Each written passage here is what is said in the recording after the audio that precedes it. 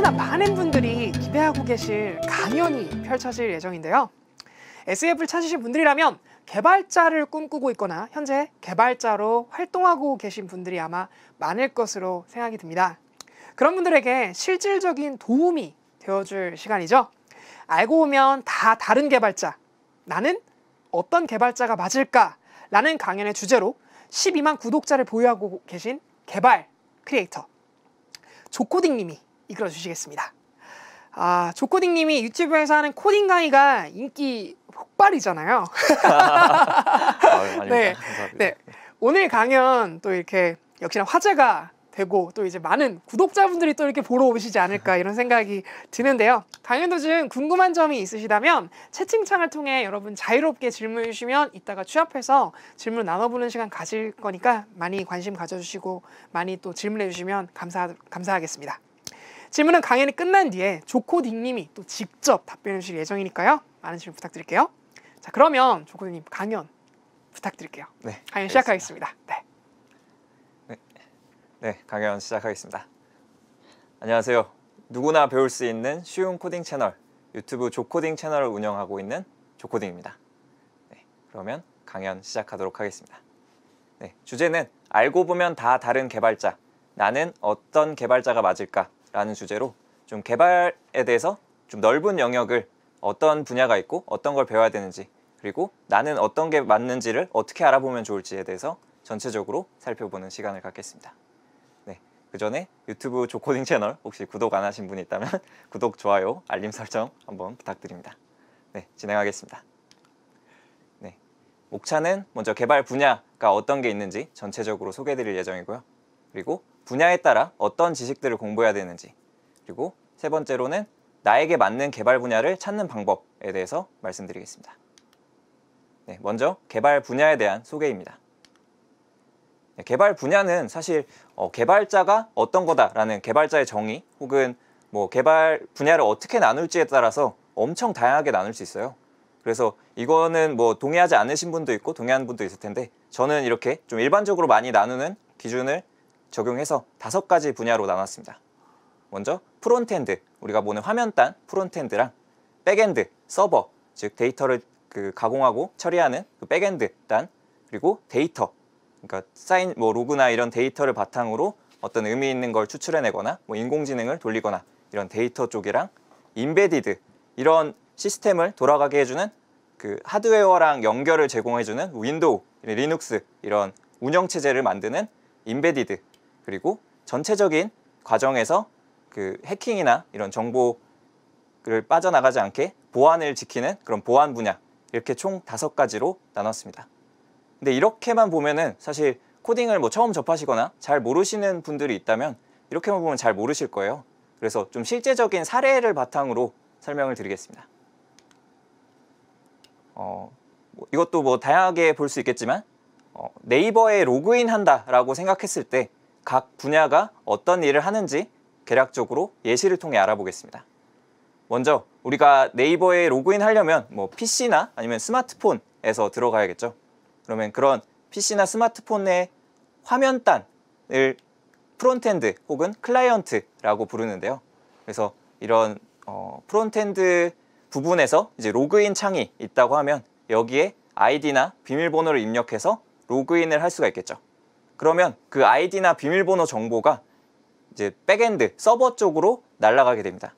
그래서 백엔드에서는 아이디나 비밀번호를 제대로 입력했는지 그걸 검사를 해주고 그 정보를 이제 DB에서 가져와서 DB에 등록된 회원이 맞는지 이런 걸 검사해주고 그리고 로그인 성공했다면 그게 맞다면 다시 프론트엔드에 로그인 성공 화면을 보내주게 됩니다.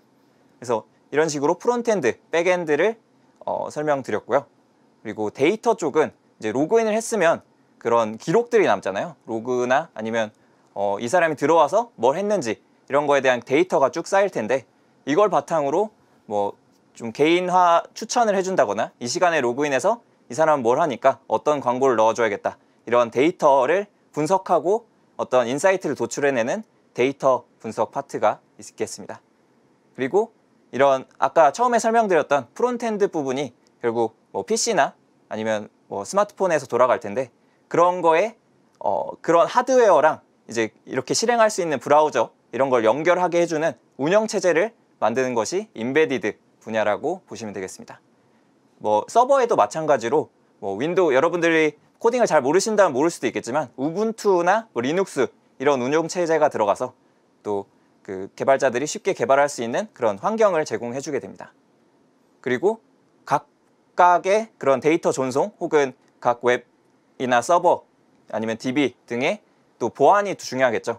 데이터를 막 공개해버리면 해킹을 당하거나 누가 가져갈 수 있으니까 그런 보안 분야가 이런 모든 영역에 있어서 적용될 수 있겠습니다. 그럼 이제 뭐 프론트엔드, 백엔드, 데이터, 인베디드, 보안 분야 어느 정도 아시겠나요? 네, 이 정도로 설명드리고 이제 각 분야에서 실질적으로 어떤 거를 공부해야 되는지 알아보도록 하겠습니다. 네, 두 번째, 분야에 따라 공부해야 할 프로그래밍 지식입니다. 먼저 프론트엔드, 클라이언트 부분은 이제 크게 4가지로 나눠봤습니다. 이것도 뭐 다양하게 분류를 할 수 있겠지만 일단 첫 번째로는 웹, 우리가 보는 인터넷 화면, 뭐 네이버나 다음, 뭐 구글 이런 데 들어갈 수 있는 웹이 있고 그리고 스마트폰을 이용해서 들어갈 수 있는 앱이 있을 거고 또 PC 프로그램이 있을 거예요. 뭐 PC 프로그램이 지금 예시가 생각이 안 나는데 네, PC 프로그램을 통해서 또 PC에서 실행할 수 있는 그런 프로그램이 있겠죠. 그래서 PC랑 또 게임은 또 따로 좀 엔진이나 이런 거 쓰는 게 달라서 또 따로 분류를 해봤습니다. 그래서 이렇게 프론트엔드, 클라이언트 분야에서 총 4가지로 크게 나눌 수 있는데 이 분야에 대해서 각각 어떤 거를 공부해야 될지 하나씩 살펴보겠습니다. 네, 먼저 웹입니다. 웹은 아마 좀 많은 분들이 익숙하실 거예요. 이런 네이버나 다음 구글 이런 데로 많이 들어가 보셨으면 이런 인터넷 창, 뭐 로그인 창 아까도 설명드렸는데 이런 거에 화면을 구성하는 것입니다. 그래서 대표적으로 HTML, CSS, 자바스크립트를 이용해서 이런 화면을 구성할 수 있는데요. 각각이 뭔지 잘 모르시는 분들을 위해 간략하게 설명드리면 HTML은 그 화면의 뼈대를 잡아주는 언어입니다. 그래서 현재 지금 왼쪽에 네이버 로그인 창이 있는데 뭐 이 네이버 로고가 있고 뭐 로그인 창, 인풋 창이 2개가 있고 버튼이 아래에 있다. 이런 전체적인 틀을 잡아주는 정보를 제공해주는 것이 HTML입니다. 그리고 CSS는 이런 것들에 색깔을 넣어주고 꾸며주는 것입니다. 그래서 지금 왼쪽에 네이버 로그인 창이 회색으로 되어 있고 뭐 버튼은 초록색으로 되어 있고 이런 색깔이나 좀 꾸며주는 정보들 그거는 CSS를 통해 하실 수 있습니다.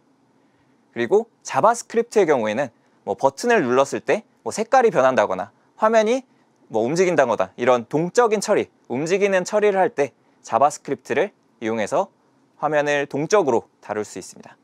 그래서 이렇게 웹을 구성하는 3가지 대표 언어에 대해서 알아봤고요. 또 요즘에는 이게 성능도 중요해지고 HTML, CSS, 자바스크립트만으로 구성하기에는 좀 복잡도가 높아지는 것도 있어서 최근에는 프론트엔드 프레임워크가 많이 쓰이는데요. 대표적으로 리액트, 앵귤러, 뷰, JS라는 라이브러리가 있습니다. 그래서 이거를 사용하는 이유는 원래는 이제 아까 서버 프론트엔드, 백엔드 설명해드리면서 잠깐 언급드렸었는데 처음에는 서버에서 이런 HTML, CSS, 자바스크립트를 다 처리해서 그거를 매번 보내줬어요. 그러다 보니까 막 유저가 몰리거나 많은 사람들이 사용하게 되면 되게 서버에 무리가 갈 수가 있겠죠. 그래서 리액트나 앵귤러, 뷰.js는 이런 HTML, CSS를 한 번에 프론트엔드 단으로 보내줘서 그걸 가지고 있는 다음에 그냥 변화하는 부분에 대해서만 데이터를 요청하고 받아서 변화시킴으로써 좀 서버에 무리를 주지 않고 이런 프론트엔드 단에서 많은 걸 처리할 수 있도록 만들어주는 프레임워크입니다. 그래서 이렇게 프론트엔드 중에서 웹 부분에서는 제가 말씀드린 HTML, CSS, 자바스크립트 그리고 프론트엔드 프레임워크 중에서는 리액트, 앵귤러, 뷰 이런 쪽을 공부하시면 이제 웹 프론트엔드를 잘 하실 수 있을 겁니다. 네, 이렇게 웹은 이렇고요. 그 다음으로 또 프론트엔드 클라이언트 부분의 앱 쪽을 설명을 드리겠습니다. 앱 쪽은 크게 3가지로 나눠볼 수 있겠는데요. 먼저 네이티브 앱이라고 해서 그 안드로이드나 아이폰에서 직접 각각의 OS에 맞춰서 개발하는 방식이 있고 크로스 플랫폼이라고 해서 그냥 한 번에 하나의 코드로 안드로이드나 iOS 앱을 동시에 개발할 수 있는 그런 플랫폼도 있습니다. 하이브리드 앱의 경우에는 아까 방금 배운 그 웹을 그냥 앱의 껍데기에만 감싸서 그냥 앱인데 사실상 안에 돌아가는 거는 웹이 돌아가는 그런 하이브리드 앱이 있겠습니다. 각각을 좀 더 자세히 설명드리면 네이티브 앱의 경우에는 안드로이드는 자바 혹은 코틀린 언어를 이용해서 안드로이드 스튜디오를 통해서 제작을 할 수 있고요. 아이폰의 경우에는 스위프트, 오브젝티브 C 언어를 이용해서 엑스코드라는 툴을 이용해서 제작을 할 수 있습니다.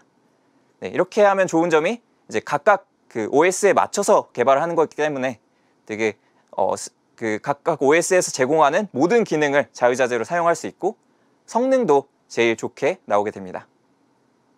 그 다음으로 크로스 플랫폼에서 배워야 될 것을 말씀드리면 대표적으로 리액트 네이티브, 자바스크립트를 이용한 리액트 네이티브, 그리고 다트라는 언어를 이용한 플러터가 있겠는데요. 이렇게 개발하게 되면 아무래도 네이티브 앱을 개발하는 것보다는 성능이 조금 안 좋거나 쓸 수 있는 기능이 조금 제한적이긴 한데 그래도 하나의 코드로 안드로이드와 iOS를 둘 다 개발할 수 있어서 굉장히 효율적으로 개발을 할 수 있습니다. 그리고 마지막으로 하이브리드 앱은 아까 웹에서 살펴봤던 그대로를 공부해서 적용하시면 됩니다. 그래서 그 웹을 단순히 껍데기로만 감싼 거기 때문에 앞서 설명드린 웹을 개발하는 방법이랑 동일하다고 보시면 되겠습니다. 네, 그러면 앱 부분은 여기까지 해서 넘어가겠습니다. 네, 그 다음으로 PC입니다. PC의 경우에는 크게 윈도우랑 맥 그리고 크로스 플랫폼으로 나눠 봤습니다. 네, 윈도우 프로그램은 윈도우에서 실행하는 프로그램들 있죠. 그런 거는 이제 비주얼 스튜디오를 이용해서 보통 C나 C++ 아니면 비주얼 베이직 이런 언어를 이용해서 XAML이나 이런 걸로 화면을 구성하고 이것도 쓰는 프레임워크도 되게 다양한데 설명드리면 너무 길어질 것 같고 일단 WPF나 요즘에는 UWF 해가지고 되게 다양한 플랫폼에 쓸 수 있는 윈도우 프로그램을 개발할 수 있는데요. 네, 이런 것들을 공부하시면 이제 윈도우 프로그램을 개발을 하실 수 있습니다. 그리고 맥 프로그램의 경우 엑스코드, 아까 앱에서도 엑스코드를 써서 스위프트 오브젝티브 C를 이용해서 개발했는데 맥의 경우에 맥 PC에서 사용할 수 있는 프로그램도 똑같은 방식으로 개발을 할 수가 있습니다. 마찬가지로 PC에서도 크로스 플랫폼이 적용되는 그런 프레임워크가 있는데요. 이게 일렉트론이라고 해서 이거는 되게 좋은 게 HTML, CSS, 자바스크립트 기반, 즉 우리가 처음에 제가 설명드렸던 그 웹 만드는 그런 언어 있죠. 그걸 이용해서 윈도우랑 맥에서 동시에 돌아갈 수 있는 PC 프로그램을 만들 수 있게 해줍니다. 그래서 대표적으로 슬랙이나 아니면 아톰 에디터 아니면 비주얼 스튜디오 코드도 이걸로 개발했다고 알고 있는데요. 이런 식으로 윈도우나 맥에서 동시에 사용할 수 있는 그런 프로그램을 만들 수 있게 해주는 크로스 플랫폼 PC 클라이언트를 개발하는 그런 툴도 있습니다. 네, 다음으로는 프론트엔드의 마지막인 게임입니다. 게임은 물론 아까 웹에서 만든 HTML 게임도 있고 되게 다양할 텐데 일단 게임을 만든다고 하면 가장 대표적으로 보는 그 엔진이 두 가지가 있습니다. 유니티랑 언리얼이라는 엔진을 이용해서 주로 개발을 많이 하게 되는데요. 이것도 각각의 장단점이 있어서 사실 근데 뭐가 좋다고는 말씀드리기 어렵고 유니티가 보통 좀 모바일이나 캐주얼 게임 이런 걸 제작하는데 많이 쓰이고 언리얼은 좀 더 3D 그래픽 처리를 많이 하는 그런 게임을 개발하는 데 특화되어 있는데 사실 유니티도 그런 3D 지원하고 언리얼도 모바일도 지원해서 이게 각각의 장단점이 좀 있는 것 같습니다. 하여튼 이렇게 두 개의 그런 엔진을 이용해서 보통 게임을 개발하게 됩니다. 네, 유니티는 C샵을 주로 스크립트 짤 때 쓰고 언리얼은 C++ 기반의 언어를 이용해서 사용하게 됩니다. 네, 그래서 이렇게 게임 클라이언트는 이렇게 두 가지 엔진을 주로 많이 쓰게 됩니다. 네, 다음으로 백엔드에 대해 설명드리겠습니다. 아까 이제 프론트엔드 네 가지를 살펴봤었죠. 그러면 다음으로 백엔드에 대해서 말씀을 드릴 건데요. 백엔드는 보통 프레임워크를 이용해서 구성을 하게 됩니다. 대표적으로 자바라는 언어로 개발할 수 있는 스프링 프레임워크 혹은 파이썬을 이용한 장고 C#, .NET, 루비 온 레일즈, 자바스크립트 이용한 노드.js, PHP, 라라벨 이런 것들로 구성된 그런 백엔드 서버를 구성할 수 있고요. 그래서 이런 프레임워크를 공부하시면 이제 백엔드를 개발하실 수 있습니다. 그리고 바로 이전에 그 게임에 대해서 설명드렸는데 게임은 좀 특화되게 사실 이거를 이용한다기보다 좀 성능을 중요시하는 경우가 많아서 직접 C나 C++를 이용해서 이런 프레임워크 없이 TCP 방식으로 서버를 구성하기도 합니다. 혹은 여기 슬라이드는 안 담았는데 요즘에 또 많이 쓰는 게 서버리스라고 해서 이렇게 직접 서버에 이런 프레임워크를 설치하고 이거를 통해서 개발하는 게 아니라 그냥 서버리스로 AWS나 구글 GCP 아니면 애저 이런 데서 제공하는 람다 혹은 클라우드 펑션 이런 걸 이용해서 단순히 정보를 백엔드라는 게 사실 정보를 받아서 그냥 처리하고 결과를 보내주는 것이잖아요. 그래서 굳이 이런 프레임워크를 써서 서버를 안 만들고 요즘에는 거기서 제공하는 그런 클라우드 함수를 이용해서 그냥 정보를 받아서 처리하고 전달해주는 그런 서버리스 방식도 요즘 많이 사용하고 있습니다.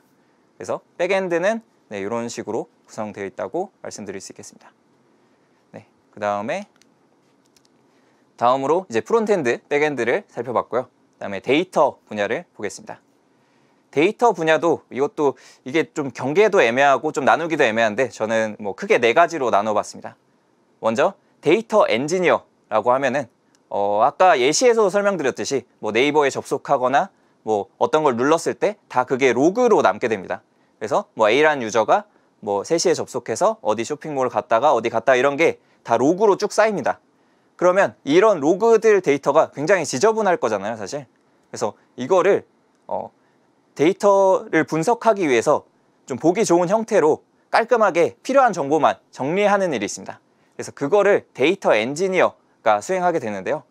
그래서 파이썬 아니면 스칼라 이런 언어를 이용해서 스파크, 하둡이라는 그 라이브러리를 이용해서 그 데이터들을 많은 양의 데이터, 빅데이터를 보통 보기 좋은 형태로 가공하는 그런 역할을 하는 분야가 데이터 엔지니어 분야입니다.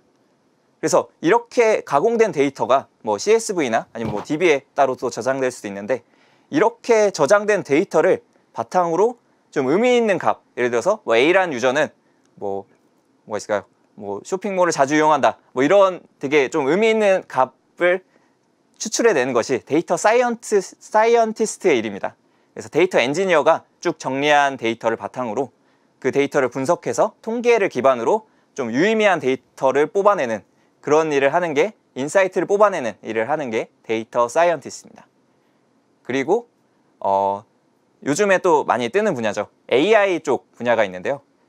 AI 엔지니어, AI 연구원으로 나누는데 이것도 사실 좀 경계가 모호하긴 한데 일단 AI 연구원, 맨 끝에 있는 AI 연구원부터 설명드리면 이런 데이터를 이용해서 사실 이제 그 정보를 바탕으로 AI의 모델에 학습시켜서 결국 예측을 하거나 그런 역할을 하게 되는데요. 그런 모델이죠. 그 좀 수학적인 어떤 레이어를 어떻게 넣고 무슨 함수를 적용하고 약간 이런 쪽 좀 연구 쪽에 있으신 AI 연구원이 계시고요.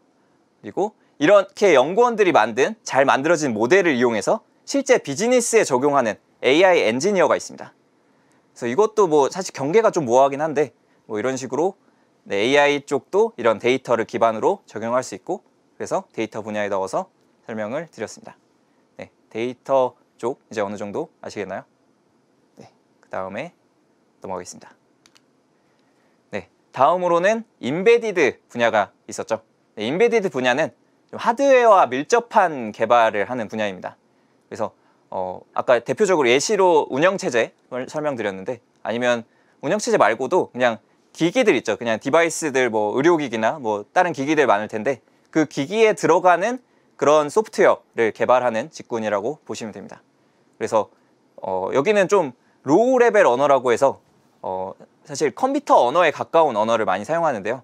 예를 들어서 C 같은 경우 C나 아니면 어셈블리어처럼 좀 로우 레벨 언어를 이용해서 그 하드웨어도 되게 관련이 많은 분야인데 하드웨어의 데이터 시트라고 어떻게 어떤 걸 이용해야 이걸 조작할 수 있다 이런 하드웨어적인 부분까지 이해하고 그 하드웨어에 맞게 개발을 하는 분야라고 말씀드릴 수 있겠습니다. 그래서 뭐 운영체제나 뭐 펌웨어, 뭐 드라이버 이런 거를 개발하는 분야라고 말씀드릴 수 있겠습니다. 네, 다음으로는 이제 정보 보안 분야가 있습니다. 정보 보안 분야는 그런 앞서 설명드린 사실 모든 영역에 대해서 다 적용되는 분야라고 보시면 됩니다. 왜냐하면은 그 각 분야마다 보안이 취약하게 되면 뭐 해킹을 당하거나 정보를 빼내거나 굉장히 위험할 수 있겠죠. 그래서 이런 모든 영역에 걸쳐서 좀 보안을 제공하는 그런 개발 분야라고 보시면 되는데요. 이것도 뭐 다양하게 정말 다양하게 분류를 할 수 있겠지만 저는 크게 두 가지로 나눠봤습니다. 그래서 크게 두 가지로 방어자랑 공격자 기준으로 나눠봤는데요. 방어자의 입장에서는 뭐 보안 관제, 어떻게 침입이 언제 들어오고 이런 걸 계속 감시하는 보안 관제, 혹은 보안 솔루션, 저희 많이 사용하는 백신 이런 거 있죠. 백신을 개발하는 보안 솔루션, 혹은 뭐 키보드 보안 프로그램 이런 거를 개발하는 분야가 있을 거고, 또 뭐 디지털 포렌식해서 뭐 그 삭제된 정보 이런 걸 복구하고 이런 것도 있을 거고, 뭐 바이러스 분석, 뭐 바이러스에 감염되면 그걸 탐지하고 분석하고 이런 방어자적 측면이 있을 거고요. 그리고 공격자적 측면에서는 화이트 해커라고 해서 실제로 어떤 뭐 서비스가 만들어졌을 때 이거를 모의 해킹을 통해서 직접 보안 전문가, 보안 개발자분들이 공격을 해봅니다. 그래서 이게 어디 취약점이 있고 어디가 뚫리는지를 검사를 해봐서 이렇게 그 가상으로 해킹을 해보는 그런 화이트 해커라는 직업이 있고요. 또 침해 대응이라고 해서 공격을 받게 되면 그 공격이 어디서 왔는지 뭐 이런 거를 분석해주는 뭐 침해 대응하는 그런 분야도 있습니다. 그리고 아까도 살펴봤듯이 뭐 취약점 진단, 이 어플리케이션이나 서비스에 어떤 취약점이 있는지 살펴보고 사이버 수사 이런 걸 하는 좀 공격자적인 분야가 있을 수 있겠습니다. 네, 그래서 지금까지 뭐 쭉 다시 보자면 뭐 프론트엔드 클라이언트 부분에서 4가지 웹, 앱, PC, 게임 분야를 살펴봤고요. 그리고 백엔드 서버 쪽에서는 이제 이런 프레임워크를 이용한 개발, 그리고 PPT에는 나와 있지 않지만 게임에서는 뭐 C, C++을 이용한 좀 더 성능을 중요시하는 개발, 그리고 요즘에 많이 쓰이는 서버리스 개발 이런 게 있을 거고요. 데이터 쪽에서는 데이터 엔지니어링, 그리고 데이터 분석, AI 분야가 있을 수 있겠습니다. 인베디드는 하드웨어와 관련된 분야고, 정보 보안은 이 전체를 아우르는 정보 보안을 제공하는 분야라고 보시면 되겠습니다. 네, 그러면 이제 어느 정도 개발이 어떻게 구성되어 있구나라는 걸 알 수 있겠죠. 근데 사실 이게 끝이 아니고 더 많은데 사실 개발자라는 기준이 좀 애매하기도 하고 해서 이 정도로만 나눠봤습니다. 네, 그래서 이렇게 개발 분야가 다양하고 많은데 나는 도대체 뭘 어디로 가야 될까? 이런 거를 좀 알아보기 쉬운, 알아볼 수 있는 제 개인적인 생각을 말씀드리겠습니다. 네, 되게 코딩에서 유명한 말이 있습니다. 백문이 불여일타라고, 아마 뭐 코딩 공부하려고 책을 사셨거나 강의를 들으시면 되게 많이 나오는 말일 텐데, 사실 코딩이 그냥 눈으로 보거나 그냥 강의만 보고서는 잘 모릅니다. 그래서 직접 그 분야를 사실 개발을 직접 해봐야 이게 재밌구나, 이게 나한테 맞구나라는 걸 좀 느낄 수가 있는 것 같아요. 그래서 저는 내 적성에 맞는 개발 분야를 찾는 방법은 조금이라도 이 분야에 대해서 그냥 개발을 실제로 작은 부분이라도 해보면 이게 나한테 진짜 재밌구나 재미없구나를 그냥 아무리 뭘 들어도 사실 잘 몰라요. 이걸 직접 개발을 해봐야 이게 나한테 맞는구나라는 게 느껴지는 순간이 있습니다. 네, 그래서 이걸 찾는 방법으로 그냥 만들고 싶었던 거 있죠. 그래서 뭐 어떤 분은 뭐 웹 서비스를 만들고 싶을 수도 있고, 아니면 뭐 앱을 만들어 보고 싶으신 분도 있을 수 있고, 나는 게임을 만들고 싶다 이런 생각이 드시는 분도 있고, 나는 뭐 해킹을 해야겠다 뭐 이런 생각이 드실 수도 있고, 나는 뭐 인베디드 쪽 뭐 IoT 기기나 이런 걸 만들고 싶다라는 생각이 드실 수 있는데, 그냥 관심 가는 분야를 일단 뭐든지 좋으니까 하나 조금이라도 제일 쉬운 거라도 개발을 한번 해보세요. 그러면 사실 뭐 아무리 누구한테 뭘 듣고 이런 거보다 내가 직접 코드를 짜보면 이게 재밌구나, 아니면은 이 길은 내 길이 아니구나 라는 게 좀 명확해집니다. 그래서 사실 자기 성격 따지고 이런 개발 분야 유망하고 이런 거보다 사실 진짜 직접 해봐서 자기한테 맞는 분야를 찾는 게 제일 좋을 것 같습니다. 그래서 사실 이런 개발을 어떤 분야든 한번 해보면은 사실 모든 영역에 있어서 두루두루 하게 되는 것 같아요. 그래서 예를 들어서 웹 개발 하게 되면 당연히 뭐 프론트엔드도 하고 서버도 하고 뭐 데이터도 보고 이럴 텐데, 이런 과정에서 내가 이거는 좀 재밌는데? 라는 분야가 있을 수 있습니다. 그래서 이런 것들 그냥 자기가 만들고 싶었던 거, 나 뭐 무슨 앱 있으면 좋겠는데 라고 싶은 거를 일단 만들어 보세요. 그러면은 생각보다 그냥 막 엄청 많은 이론이 필요한 게 아니라 사실 뭐 앱, 뭐 제 유튜브 강의 보신 분들 아시겠지만 사실 뭐 앱 만드는데 한 3분이면 되거든요. 그냥 뭐 안에 세부적인 기능 넣는 게 어렵지, 그냥 앱 만들어 보고 뭐 웹 만들어 보고는 뭐 한 5분 10분이면은 그냥 누구도 만들 수 있고, 사실 원리를 이해하는 게 어렵지 그냥 만들어 보는 건 되게 쉽거든요. 그래서 이런 거를 직접 해보라고 말씀드리고 싶습니다. 뭐 해킹도 뭐 당연히 문제되는 선에서 해킹하면 안 되겠지만 그냥 뭐 연습 예제 같은 건 해볼 수 있겠죠. 네, 그래서 이런 거를 직접 개발을 해보시면 확실히 나에게 맞는 개발 분야를 쉽게 찾을 수 있지 않을까, 쉽고 정확하게 찾을 수 있지 않을까 싶습니다. 네, 그러면 네, 여기까지가 제가 준비한 발표입니다. 네, 감사합니다. 네. 네. 너무 짧았나요? 아니요. 너무 좋았어요. 진짜 네. 너무 좋았어요. 진짜 너무 재밌게 들었어요. 네. 일단 되게 인상 깊었던 것부터 말씀드리면 네네네. 확실히 이제 코딩 전문가시다 보니까 아유, 여러 가지 코딩의 범위를 설명해 주시는데 제가 그 프론트엔드나 백엔드 이런 그런 내용들을 이 강연을 통해서 좀 이렇게 구체적으로 좀 용어 정리를 한 것 같은데, 프론트엔드가 아무래도 디자인 쪽이잖아요. 좀 PPT 디자인이 너무 예뻐요. 그런가요? 강연하실 때 PPT 디자인 너무 예뻤고 중간중간에 감사합니다. 혹시 네. 삽화 이렇게 나왔는데 혹시 그런 것 중에 본인 그린 것도 있어요? 전혀 없습니다. 전혀 없어요. 갖다 쓰는 걸 좋아해서 갖다 쓰는 거군요. 다 그냥 무료로 풀린 걸 갖다 썼습니다. 너무 예뻐가지고 디자인이 감사합니다. 저도 이제 가끔씩 강연 같은 걸 하는데 네. 너무 인상 깊었어요, PPT가. 감사합니다. 네, PPT 너무 재밌었어요. 감사합니다. 그리고 그 내용들을 들어보니까 네. 진짜 이 코딩이라는 거를 확실히 이렇게 좀 개괄적으로 이해를 하고 내가 어느 코딩의 어느 분야를 전공해야 될지 뭐 이런 것들을 정할 수 있는 약간 가이드 같은 강연이어서 되게 좋았던 것 같아요. 저는 이 강연을 듣다 보니까 네. 전 데이터 쪽에 데이터 쪽. 관심이 많이 가네요. 아무래도 자료들을 가지고 거기서 보편적인 걸 끄집어내가지고 좀 의미 있는 걸 하는 그런 쪽에 좀 많이 공부를 해보고 싶은 그런 마음이 좀 들었던 것 같아요. 일단 또 이렇게 모셨으니까 네. 또 귀한 분 모셨는데 여러분한테 또 이제 여러 가지 질문들 하면서 여러분의 궁금증도 풀고 그리고 또 이제 저도 궁금증도 풀고 하는 시간 가져볼 건데요. 일단 조코딩님이 어떤 분인지 네. 이제 시청자분 중에서 대부분 아시겠지만 그래도 모르시는 분들 있을 테니까 유튜브로 활동하시는 거나 아니면 본인의 소개 간단하게 좀 이제 부탁드릴게요. 네. 네. 다시 한번 인사드리겠습니다. 네. 저는 유튜브 13만 지금 된 구독자 보유한 유튜브 채널 운영하고 있는 조코딩입니다. 그래서 제 소개를 드리면 저는 현재 개발자로 일을 하면서 유튜브를 병행을 하고 있는데요. 유튜브에서 다루는 컨텐츠는 좀 초보자분들이 좀 쉽게 접근하실 수 있는 컨텐츠를 다루고 있어요.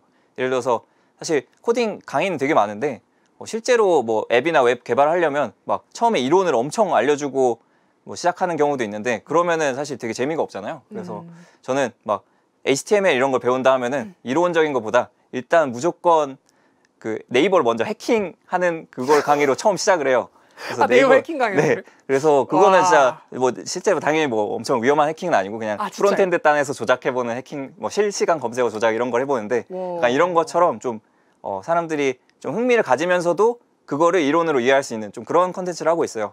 아니면은 뭐 실제로 앱을 만들거나 이랬을 때 사실 뭐 많은 분들이 수익 얻는 거 이런 거를 좀 생각하고 만드시는 경우도 많잖아요. 앱을 만들어서 뭐 광고를 달아 수익 얻고, 그래서 이런 거를 좀 이론적으로 막 언어를 다루기보다는 사실 앱을 실제로 만들어서 뭐 광고를 달아서 뭐 수익을 얻는 과정 이런 걸 전체적으로 뭐 보여주거나 뭔가 좀 흥미있게 개발을 접근하고 공부할 수 있는 그런 컨텐츠 위주로 강의를 하고 있습니다.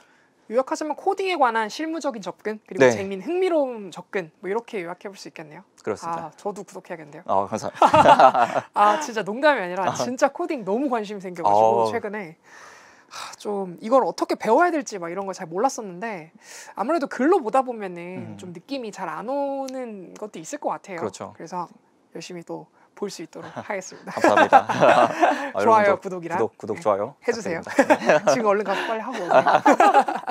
그 강연을 통해서 그 다양한 분야들을 이렇게 설명해 주셨는데 보통 이제 조코딩님께서 이렇게 현직에서 일하는 전문가여서 이런 전체적인 거 포괄하고 있는 건지 아니면 뭐 어떻게 이런 걸 다 아시는 건지 뭐 그런 거에 대해서 좀 알려줄 수 있어요? 네, 사실 뭐 제가 당연히 이걸 모두 다 알진 못하고요. 그냥 네. 제가 좀 그래도 많이 알게 된 계기가 된 게 네.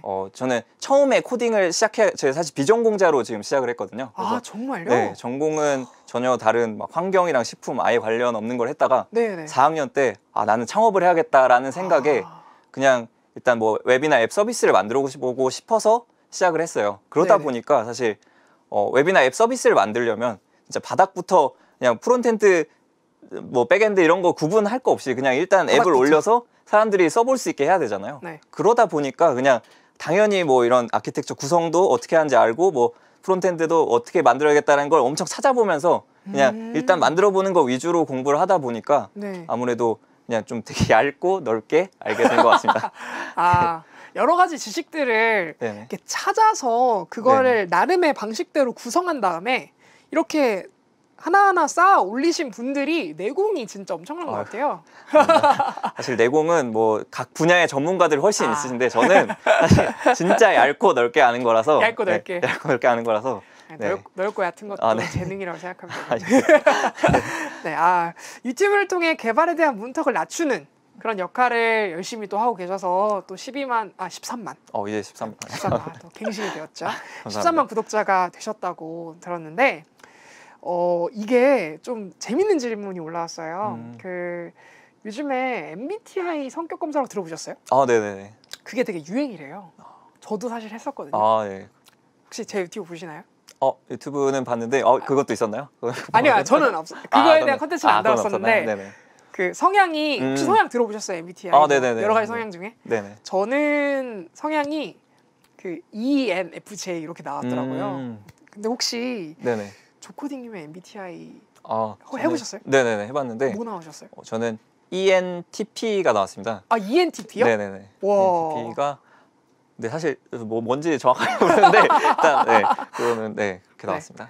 그 성향이 혹시 본인 컨텐츠의 성향 이렇게 읽어보셨어요? 그러면 반영되는 것 무슨 같아요? 뭐 발명가형 약간 이런 쪽인 것 같은데 발명가형이요? 전체적으로. 네. 확실히 코딩은 또 발명가형이 또 약간, 이렇게 좀 몰입할 수 있는 그런 분야 아닌가요? 네, 약간 도움은 되는 것 같습니다. 확실히 뭐 뭘 만들어보는 사실 그런 분야니까. 앱 개발했을 때 그 네네. 개발한 앱 중에 네. 가장 처음에 처음에 만드는 앱이 있을 것 같아요. 네네네. 처음 만든 앱도 있고 그리고 좀 이건 잘 됐다 라고 한 앱도 있고 한데 그런 앱들 몇 개 소개해 줄 수 있어요? 네, 처음에는 웹이나 앱이나. 네, 저는 주로 웹 개발을 많이 했는데요. 네네. 웹이랑 앱이랑 뭐 둘 다 출시해서 뭐 같이 친구랑 해서 출시하긴 했는데 네네. 뭐 소셜 데이팅 서비스를 만든 적이 있었어요. 뭐 소셜 데이팅 서비스. 네, 런치팅이라고 해서 점심시간에 직장인들 미팅 시켜주는 그런 소셜 데이팅 웹이랑 앱 서비스를 대학생 때 만들었는데 참 좋네요. 그게 좋은 서비스네요. 네, 하여튼 뭐 결국 망하긴 했는데 그런 거를 만들면서 좀 많이 배운 것 같습니다. 그렇군요. 그리고 그 좀 완전 유명하게 된 거는 그 동물상 테스트라고 해서 인공지능 그걸 바탕으로 사진을 찍으면 저 해봤어요. 해보셨어요? 네. 그게 조코딩이만 해주셨구나. 네네네. 네, 그래서 사진을 찍으면 나는 뭐 강아지상이다, 고양이상 이런 거 있잖아요. 그거를 판단해주는 그 인공지능을 넣은 그런 웹이랑 앱 서비스를 만들었었습니다. 그렇군요. 저 강아지 나왔어요. 강아지 나왔어요. 좀 맞는 것 같아요. 강아지 상관나요? 너무 오늘 강연을 또 재밌게 해주셔가지고 아마 그 많은 분들이 또 재미있게 들었는데 이런 질문이 또 들어왔어요. 그 개발자라면 이런 강연에 어떤 특화돼 있는 이런 발표도 잘해야 되는지 뭐 이런 능력이 중요한가요? 왜냐면 개발자로 일하다 보면은 아무래도 이제 뭐 거래처나 뭐 이런 거 만나다 보면은 프레젠테이션이 또 능력이 중요할 수 있잖아요. 어떻게 생각하세요? 근데 현업에서 사실 개발할 일이 거의 없는 것 같습니다. 그래서 그래요? 네네네. 사실 개발자는 좀 개발하는 일을 하고 사실 또 그렇게 뭐 기획하고 발표하고 이러신 분은 또 보통 따로 있어요. 그래서 진짜 개발 쪽에 딥하게 들어가시면 사실 발표할 일은 많이 없는 것 같습니다. 그렇군요. 네네. 뭐 그런 프레젠테이션보다는 정말 실무적인 능력이 중요한 그렇죠. 영역이 개발자의 영역이라고 할 수 있겠군요. 그 아까 소개해 주셨던 것 중에 네네네. 그 조코디님께서는 본인이 좀 이렇게 좀 강연하실 때 맞고 특화되어 있는 부분을 했으면 좋겠다 이런 멘트를 하셨는데 어떤 쪽에 제일 특화되어 있다고 생각하세요? 저는 다섯 좀 개 영역 중에. 약간 좀 애매한데 네, 약간 역설적으로 저는 네. 분야를 좀 명확하게 정하지 못한 것 같습니다. 포괄적인. 그래도 저는 그래도 좀 그 클라이언트 단, 좀 프론트엔드 단이 좀 더 재밌는 것 같습니다. 근데 그렇군요. 사실 약간 완전 사실 두루두루 되게 재밌어가지고 요즘에 네. 그냥 다 조금씩 분야를 공부를 하고 있습니다. 저 인베디드 쪽이 살짝 이해가 안 됐었어요. 사실 강연 듣다 보니까. 인베디드 쪽이요? 인베디드라고 하는 건 네. 어떻게 보면 하드웨어를 구동하게끔 만들어주는 뭐 그런 그렇죠. 소프트웨어 개발인 거예요? 네, 그렇죠. 근데 사실은 저도 인베디드 쪽은 좀 약간 거리가 있습니다. 그래서 그래요? 인베디드 분야는 저도 이 강연을 준비하면서 당연히 찾아본 거고 네. 그래서 네, 인베디드 쪽은 자세히 깊게 알지는 못합니다. 그래서 그렇군요. 네, 저도 그 정도로 이해하고 있습니다. OS나 아니면 뭐 드라이버, 펌웨어 이런 걸 만드는 사람이구나. 약간 이 정도로 저도 이해하고 있고 저는 주로 그렇죠. 약간 프론트엔드, 백엔드 좀 웹 서비스나 이런 서비스 만드는 거 위주로 개발을 했어서 네, 사실 인베디드나 보안 쪽도 좀 되게 약한 것 같습니다. 네. 한 가지 자랑할 게 생겼어요. 게임 이제 하다 보면 네네. 초반에 로고 뜨잖아요. 유니티랑 언리얼 엔진 뜨잖아요. 로고 친구한테 야 저거 프론트엔드야. 자랑할 게 하나 생긴 것 같아요. 질문들이 여러 개 올라왔는데 한번 같이 이야기 나눠보는 시간 가져보면 좋을 것 같아요. 케이미님 질문 올라왔어요. 리눅스 공부하는 것도 도움이 될까요? 영상 인식 공부에 리눅스 자격 조건으로 많이 언급하는 것 같다라고 하는데 이게 도움이 되나요? 네, 리눅스를 공부한다는 게 일단 기본적으로 사실 뭐 프론트엔드든 백엔드든 아마 결국에 어떤 서비스를 서버에 올려서 그거를 서비스를 하는 거기 때문에 네네. 사실 리눅스 서버에 들어가서 뭔가 작업할 일이 그래도 조금씩은 있습니다. 뭐 프론트엔드 개발자는 좀 덜하긴 한데 뭐 백엔드나 뭐 어느 쪽이든 사실 리눅스 서버에 들어가서 뭐 파일 뭐 수정하고 이런 일이 좀 있어서 그냥 리눅스 기본적인 거는 그래도 명령어는 알아두면 좋다라고 말씀드릴 수 있겠습니다. 그렇군요. 네. EST님께서 또 이렇게 질문해 주셨는데 이 아까 다양한 분야들 있잖아요. 어떤 분야를 가든 필수적으로 이거는 해야 되는 언어다 라는 언어가 있을까요? C 언어일까요? 저는 사실 좀 C 언어를 좀 안 해도 된다라는 이게 또 개발자에 따라 되게 좀 성향이 더 다른데요. 그렇군요. 이거 약간 좀 케바케. 네, 케바케이긴 한데 좀 저 같은 경우에는 딱 완전 정해진 건 없는데 그냥 사실 뭐 파이썬 요즘에 많이 쓰는 언어가 파이썬인데 파이썬. 그걸 배우게 되면은 사실 되게 다양한 분야에 적용을 할 수가 있어요. 아까 보니까 좀 이렇게 두루 네네. 다양한 분야에 되게 많이 나왔는데 그런 데이터 파이썬 쪽에도 많이 나오고. 네, 데이터 쪽에도 많이 쓰이고 아니면 뭐 웹이나 앱 개발에도 앱 개발은 사실 뭐 서버 단의 개발 뭐 이런 쪽에 쓰이긴 하는데 네네. 그래서 좀 많이 쓰이는 언어 파이썬이나 아니면 완전 진짜 취직을 생각한다면 사실 요즘 한국에서는 거의 자바 기반의 그런 기업용 서비스들이 되게 많아서 자바나 아니면 파이썬 아니면 자바스크립트를 또 자바스크립트가 또 그런 언어 중에 하나인데 되게 다양한 분야에 또 쓰일 수가 있어요. 그래서 자바스크립트로 뭐 웹이나 앱, 뭐 서버 뭐 다 만들 수 있어요, 사실. 그래서 그런 좀 두루두루 쓸 수 있는 언어를 배워두시면 사실 한 번 배우면 사실 언어가 되게 비슷비슷하거든요, 다. 그래서 언어를 그런 거 하나를 제대로 딱 해놓으시면 뭔가 다른 거 배울 때 되게 쉬워요. 그래서 그런 두루두루 쓰이는 언어, 파이썬이나 자바스크립트 혹은 취업을 생각하신다면 뭐 자바 뭐 이 정도가 중요하지 않을까라고 생각합니다. 보편적인 언어 학습이랑 비슷하네요. 네. 뭔가 영어를 배우면 예. 그 관련된 좀 프랑스어나 독일어나 이런 맞습니다. 맥락을 이해할 수 있는 것처럼. 네, 심지어 심지어 막 파이썬이랑 뭐 예를 들어 자바스크립트의 차이는 사실 뭐 영어랑 한국어 차이 정도가 아니라 뭐 그러니까 서울말이랑 부산말 정도? 그러니까 크게 막 언어가 사실 뭐 문법이나 조금씩 다르지. 전체적인 그림은 똑같아요. 네, 맞아요. 그래서 그냥 그렇군요. 하나 배워두면 나머지 배우는 게는 진짜 금방 배웁니다. 자바스크립트 보면서 항상 느꼈던 게 뭐냐면 되게 뜬금없는 얘기인데 그 자바스크립트 이렇게 커피잔이잖아요. 그 로고가 그거 보면서 참 예쁘다. 그 생각을 했었어요. 자바스크립트도 한번 배워보고 싶네요. 자바 말씀하신 것 같은데 자바스크립트랑 또 달라요? 네, 달라요. 이게 되게 진짜요? 오해를 많이 하시는 것 중에 하나인데 마치 그렇구나. 막 그런 거 있죠. 햄과 햄스터 전혀 다르잖아요. 햄은 그냥 먹는 완전 거고 다른데요? 아예 그 다른 정도예요? 건데 그냥 이름이 그냥 자바라는 게 뭐 자바스크립트를 만들 때 뭐 여기서 영향을 받은 뭐 이런 정도지 언어가 자체는 사실 그냥 별개의 언어입니다. 사실 완전 다른 네, 거예요? 영향을 받은 언어도 전혀 아니고 그냥 이름이 좀 비슷할 뿐이지. 그렇구나. 네, 전혀 완전 다릅니다. 다른 거구나. 네. 와, 이번에 되게 좋은 지식 알아가다. 네. 또 그렇군요. 닉네임이 참 어렵습니다. ADASDFS님 질문하셨어요. 네. 네. 웹 개발을 통해서 앱에 껍데기를 씌워서 앱처럼 구현이 가능하다면 앞으로 웹 개발과 비교해서 앱 개발자의 입지가 줄어들까라고 하는 질문을 해주셨는데 어떻게 생각하세요?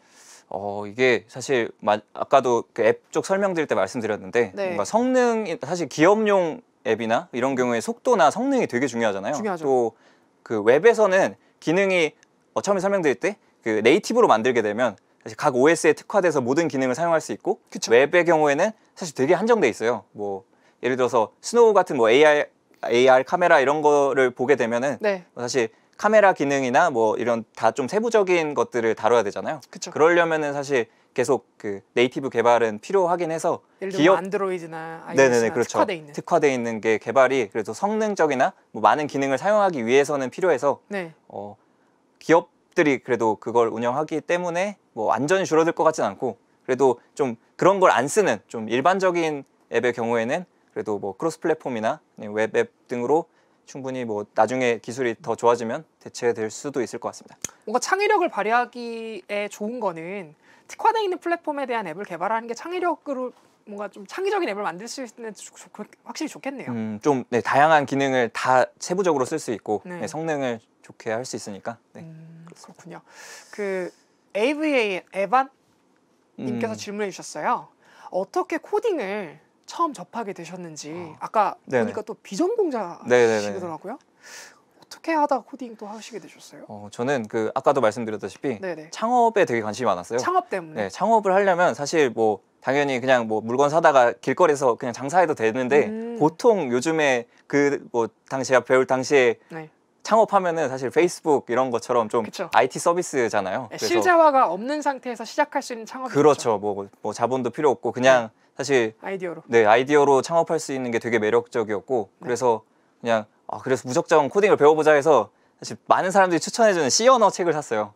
근데 그게 진짜 그래서 시언어의 네, 부정적인 거 아니에요? 되게 부정적입니다. 이게 너무 어려가지고 개발은 그렇구나. 이게 내 할 일이 아니다 하고 그냥 때려쳤었는데 네네. 하여튼 그렇게 처음 접하게 됐습니다.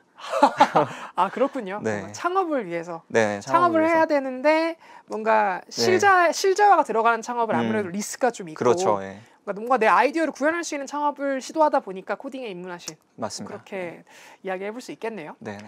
유튜브 채널 네네. 한 달? 일주일? 일주일에 몇 개 올리세요? 일주일에 그냥 하나 정도 하나. 올리고 있습니다. 한 달에 요즘에는 4편이네요. 네. 한 달에 4편. 한 달에 4편 네네. 정도. 예. 요즘에는 또 라이브 강의도 하고 있어서 라이브 하세요? 네, 그걸로 해서 한두 개씩 올라가는 것 같습니다. 일주일에. 강의 잘하시는 이유가 있었네요. 아닙니다. 그 유튜브 그렇게 네. 하시려면 네. 아마 시간이 꽤 드실 텐데 그렇죠. 현업도 하시고 계시잖아요. 네. 저는 과감하게 현업을 내려놓고 유튜브를 하고 있어서 네. 어떻게 보면은 그럼에도 저는 되게 힘들거든요. 아. 그 영상 그렇게 막 올린다는 게 되게 버겁고 힘든데 그거 어떻게 분배하세요? 이게 사실은 저도 아직 뭐 유튜브 채널이나 이런 거 통해서 말씀 못 드렸는데 이제 네네. 곧 약간 계획이 있습니다. 약간. 계획이 있어요? 계획이 있습니다. 채널에서 그럼 찾아보면 네, 되는 건가요? 채널에서 나중에 공개해 드릴 텐데 하여튼 뭐 지금 일단은 사실 뭐 하여튼 이거는 뭐 좀 더 자세한 얘기는 채널에서 해드릴 텐데 네네. 되게 지금 시간이 되게 쫓기고 있습니다. 그래서 사실 잠도 잘 못 자고 거의 이거를 그쵸. 유튜브를 엄청 고생하면서 주말도 다 그냥 여기 쏟아붓고 그쵸. 그러고 있습니다. 네, 유튜브가 힘들게. 여러분 쉽지 않습니다. 네, 직장일과 병행하기는 되게 쉽지는 않은 것 정말 같습니다. 어려운 네. 일을 하시고 계신 거예요. 네. 네. 네. 주인님께서 질문해 주셨어요. 네. 구독하셨다고. 감사합니다. 주인님 감사합니다. 비전공자가 데이터 사이언티스트를 목표로 사이언티스트겠죠? 네네. 네. 오타. 데이터 사이언티스트를 목표로 SQL 공부 중인데 음, 혹시 조언 같은 거 받을 수 있을까요?라고 물어보셨어요. 데이터 사이언스 저도 약간 그쪽 분야에도 조금 있었는데 네. 저는 그 맨 앞단에 그 ETL 그 데이터를 처리하는 쪽에 있었어요. 사실 ETL이요? ETL이란 뭘까요? ETL이 그러니까 데이터를 그 DB에서 뽑아서 뽑아서. 그걸 정제해서 그냥 정제. 가공하는 거. 그 분야에 있었는데 그래프로 나타내거나 네, 그런 거 말씀하시는 그것도 그 그래프로 나타낸 건 좀 데이터 사이언티스트 영역이라 그쪽으로 가는 거예요? 네, 이분은 좀 데이터 사이언티스트 영역을 말씀해 주신 것 같은데 네네. 저도 막 직접 여기 경험한다기보다는 그냥 데이터 가공한 것까지 만들어 본 입장에서 SQL보다는 사실 아까도 설명드렸듯이 파이썬이 되게 많이 쓰이고 있어서 파이썬이요? 네, 파이썬을 어. SQL도 물론 중요하지만 파이썬도 같이 공부하시면 그런 데이터 분석 쪽에는 확실히 파이썬이 되게 많이 쓰이고 네. 그런 관련 라이브러리도 되게 잘 돼 있는 게 많거든요. 음. 그래서 네, 파이썬을 공부하시는 거를 추천드립니다. 파이썬. 네, 그렇습니다. 그렇군요. CHDW 땡땡님께서 질문 주셨는데 네, 네. 프론트엔드 개발 쪽이 백엔드보다 음. 레드오션일까라고 일단 질문을 해주셨어요. 제가 일단 섣부르게 판단하기에는 네. 프론트엔드가 좀 더 많을 것 같긴 해요. 음, 어떻게 생각하세요? 저도 약간 이게 개발자가 몇 명 있다 이런 얘기를 사실 저도 잘 몰라서 그래서 생소한 답변- 얘기긴 네, 하죠. 네. 그래서 사실 근데 뭐 개발 분야는 계속 지금 확장되고 있고 사실 뭐 개발 분야는 뭐 계속 뭐 커질 것 같아요. 그래서 레드오션이라기보다는 그냥 자기가 좋아하는 분야를 그냥 뛰어드시면은 좋을 것 같습니다. 저도 사실 팩트는 잘 모르겠습니다. 어느 쪽이 많고 뭐 이런 거 잘 모르겠는데 아마 저런 거는 네네. 뛰어들기 직전에 약간 좀 어떻게 보면은 그 두려운 마음이 어떻게 표시된 거라고 할 수 있을 텐데 네네네. 저도 사실 그렇게 생각하는 게 레드오션이라는 건 존재하지 않을 수도 있어요. 그렇습니다. 그렇지 않나요? 사실 뭐 네. 본인만 좋아하고 열심히 좋아하는 분야 열심히만 한다면 네. 뭐 어느 분야 어떤 레드오션을 가시든 다 잘 하실 수 있을 것 같습니다. 네. 네. 좋은 말씀 감사합니다. 네. 그 시간 관계상 네, 여러분 질문을 여기까지 네. 받는 걸로 하겠습니다. 좋은 말씀 너무 감사드려요. 아닙니다. 저도 네, 반갑습니다. 조코님이 마지막으로 네. 오늘 이렇게 강연하시고 또 이렇게 같이 진행해 본 소감 간단하게 말씀해 주신다면.